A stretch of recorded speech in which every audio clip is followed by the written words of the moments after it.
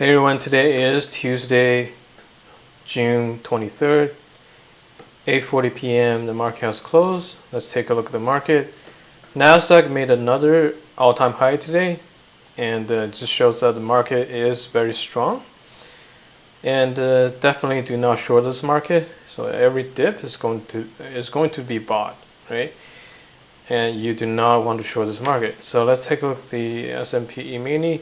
So S&P E-mini is flat. The reason is the Dow is actually flat, right?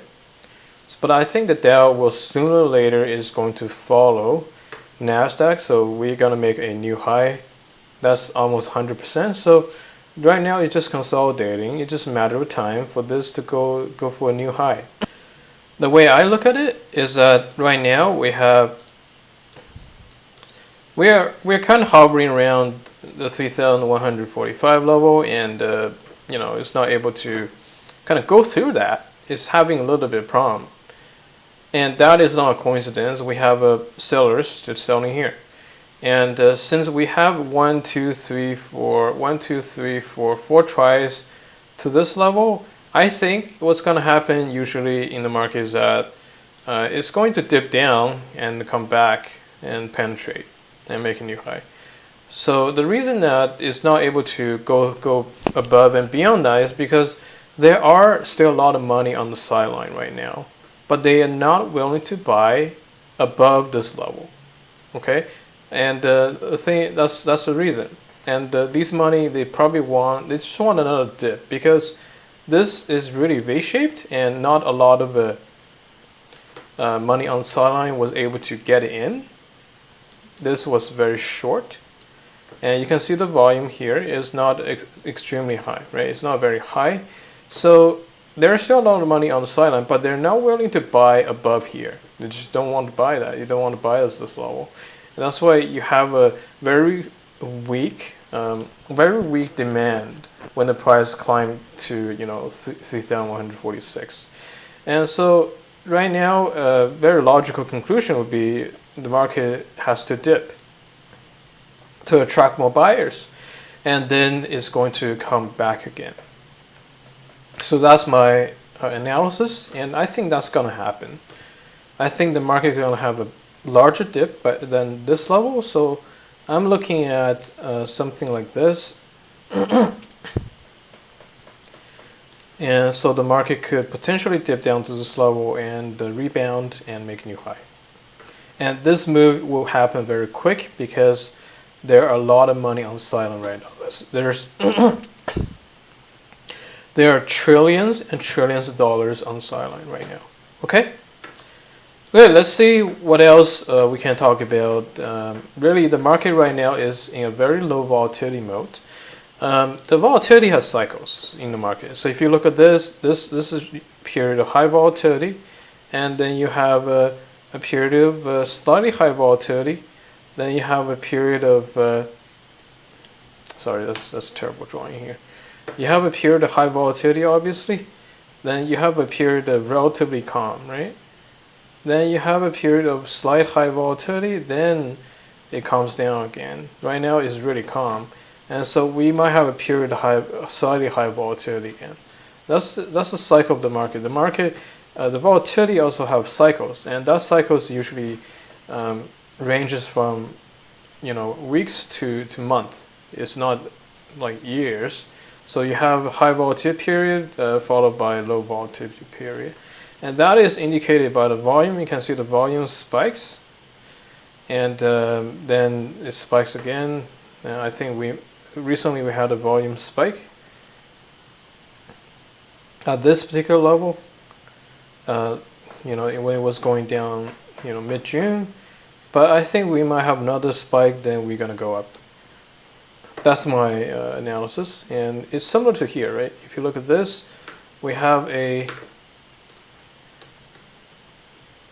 I think the situation right now is pretty similar. The structure is very similar to this level. Look at this. So it came down, had a problem of overcoming that level, that overhead resistance. It has to come down and make a dip, attract more buyers, attempt it again, still not enough buyer, came down again, attract more buyers, then finally took off. He was able to take off. So that's what I'm expecting. I expect this thing to calm down, attract more buyers, and maybe have another dip. Go, I don't know, right? Just don't buy anything. So right now, options is a very bad choice if you are long the market, because this consolidation could last for until early July. So your option could decay quite a bit, and definitely not recommended to buy options. All my portfolio right now are not in options. I'm in a leverage ETF, basically. That's why I wasn't able to take advantage of the Saturday market, because I'm not buying options. I'm just buying the leverage ETF, which is not tradable on Sunday. It's not tradable on Sunday, but some of the best opportunity actually happen on Sunday. Well, that's the thing. I don't want to buy options. I don't want to buy these kind of decay products. I just want to hold and buy and hold with some leverage on the S&P 500. Okay, so let's take a look at Bitcoin. Bitcoin, I talk about that there are two potential scenarios, and right now we still don't know which one, right? In my previous video, I talked about we could dip down to this particular level of 7,340. 19, which is, not specifically, but this is a region of a lot of volume going on, right? If you look at this, and even here, majority of the Bitcoin were traded in this area, and the thing is, if we dip down here, I expect there are gonna be more buyers coming in and prop up the market. But the thing is, anything could happen for Bitcoin.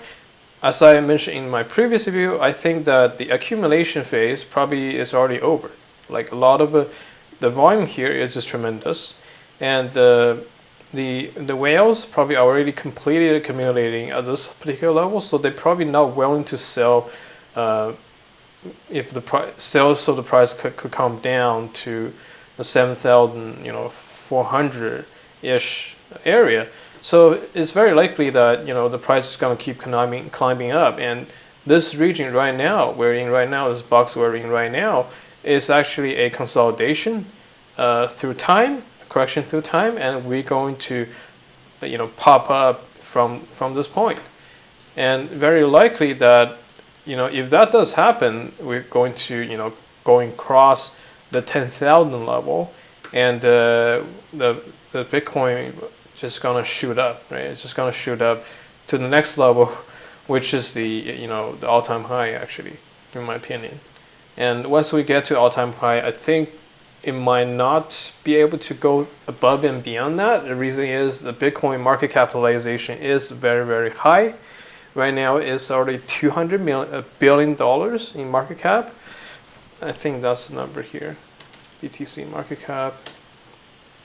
Right now it's almost 200. It's 177. So if we get to 10,000 level, it's $200 billion, and that's a quite a high market cap for any of the asset class. And if this does double in a matter of a month or two, it's going to be a $400 billion product. That's a half the size of some of the largest tech company in the world. It's not easy to double from that again, because just the amount of money you need to prop up such financial instrument. And it's much easier for the whales to increase this by 100-fold from 2 billion to 300 billion than going from 200 billion to 2 trillion, which is not very likely. Again, Bitcoin is a very liquid product, so it's very unlikely that we're gonna see this thing to go up, parabolically like this. That's why I always recommend, buying Ethereum. Ethereum is a much better candidate right now than Bitcoin, and it just due to it's much smaller, right? It's about $20 billion in market cap, 27 billion. So for this to be on the same level of Bitcoin, you have 7 times. You have more than 7 times. You have about 8 times. 8 times. You have 8 times return from the current level if you bought in. So to reach the same market cap as the Bitcoin right now. So I think Ethereum does offer a very good opportunities compared to Bitcoin, just based on this analysis. And you can see the price for Ethereum, the volume for Ethereum has been dropping significantly. And that is a very, very good sign. Look at that. I actually didn't realize this. Let's take a look at the Bitcoin.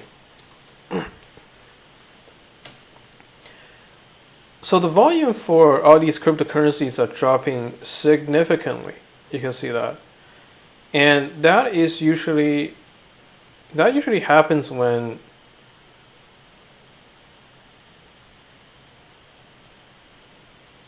I don't know, that historically sometimes it happens that usually happens when the whales have completed accumulation. But we might get another dip just to it's really hard to tell honestly at this point. And I gotta say, long term, holding Ethereum, holding Bitcoin, you're not gonna lose. It's impossible, in my opinion. So it's very safe. If you bought somewhere here, you're very comfortable. You should be very comfortable holding this thing.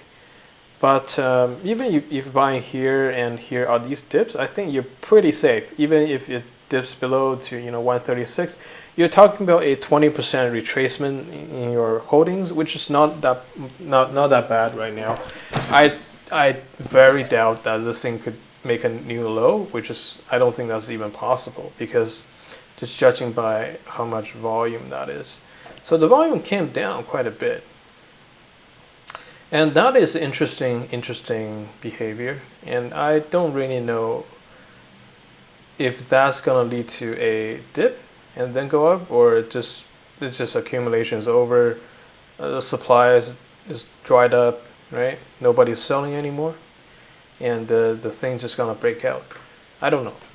We'll see. We'll see what's going to happen. Okay, thanks guys. Thank you for watching this, and see you next time.